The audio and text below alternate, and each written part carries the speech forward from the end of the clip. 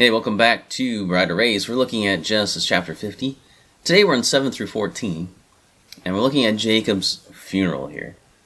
Now, what is surprising about the record of Jacob's funeral is that there is a record at all, right?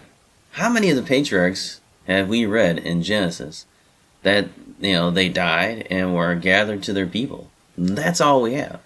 We have no explanation of where they were buried or in what manner they were buried. How did people mourn? Like when Abel died. How did Adam and Eve mourn when Abel was killed? I mean, we only have a few words, and then Eve rejoices when she has another son, but we don't get that. What process did they go through? What did they do with the body? There's some extra biblical stories about Abel's body, but from the Bible we don't know. We don't have any idea what they did to mourn. What did they do when the first human, Adam, died? Again, there's extra biblical stories about it, but there's nothing in the Bible about what happens when Adam dies. What was the process of mourning when Noah was gathered to his people? I mean, what did his family do? So we don't know any of that. But here at the death of Jacob, Moses records the mourning process of Jacob of Israel. Interesting. It is interesting. Even the description of the death of the kings of Israel was usually only met with one sentence. That's it. He was died. Either he was as good as, he was good king, or he was a bad king, like the kings that came before him. So that's all we really have of them. So even in those important people, you don't get the description. It's really only Jacob. So it is very interesting. Now, we should expect that Joseph's family, his brothers, and Jacob's household would all go to the funeral, right? We would expect that. And yet, not only did the family go up, but also the servants of Pharaoh, the elders of his household, and all the elders of the land of Egypt. This is surprising because, as we have read earlier in the book, the Egyptians would not eat with the Hebrews and look down upon them. But here, at the death of Joseph's father, they would overlook this and join the funeral procession, along with their chariots and horsemen. They traveled up from Egypt and arrived at the threshing floor of Atad, which was beyond the Jordan, which commonly means that it was on the east side of the Jordan River. Now, Moses says that it was a very great company of people, which is reflected in the fact that the Canaanites took notice. I mean, it wasn't just the small family, or even a large family coming into Canaan, that wouldn't have been very noticeable. But the fact that they had so many Egyptians there really took notice. This reminds me of a time when I was on my way down to O'Hare one day, and all of a sudden these 3 police cars come out and they pull up and off an on-ramp, and they just stop in the middle of the road right in front of me. I'm like, what in the world's going on? And little did I know that I was in the front row to watch a funeral procession for a fallen Chicago police officer. Needless to say, I put the car in park and was able to relax for a while in the middle of the highway because, car after car after car, police cars, and then lots of, just normal cars went by, and had no choice but to take notice of this funeral. I didn't know the man.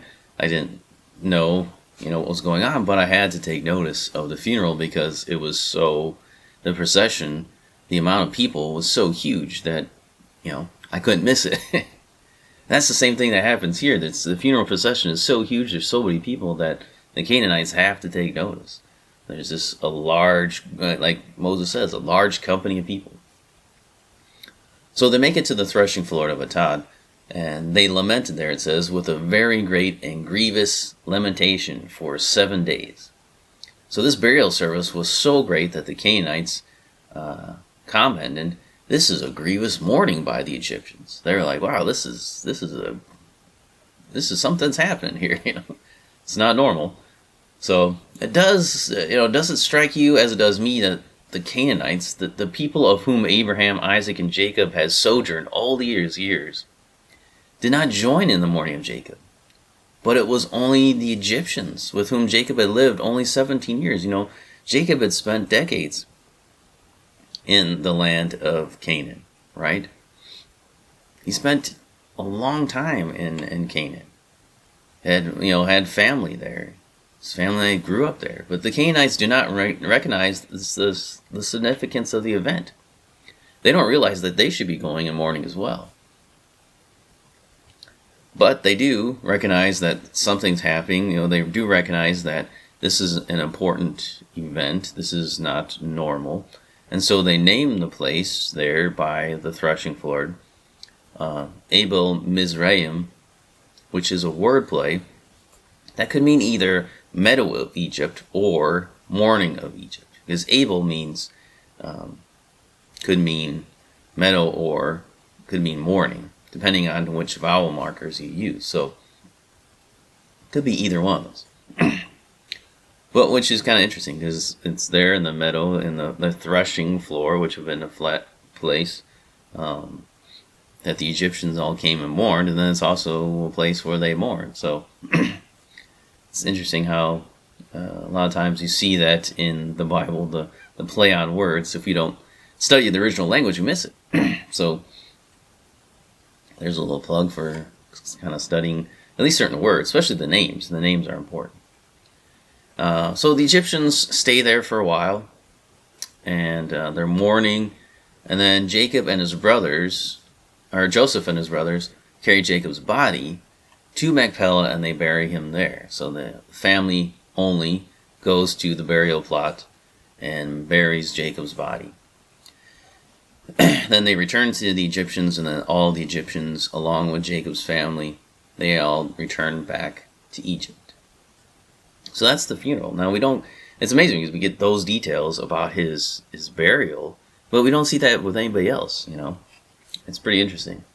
So, even when Joseph's body's buried, it says he was just buried in, the land that Jacob had given to him, but it doesn't say what they did. Did they mourn there? How many days did they mourn? We don't get all those details about anybody else, really. So it's just Jacob. So that's the end of that section there.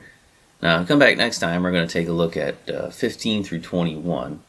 And really, I think here is we're going to see the purpose, one of the main purposes of Genesis, the purpose of this book here. Why did Moses give that to them? There's a lot of different reasons we've seen, but this is one of the main ones. And so come back next time and we'll take a look at that.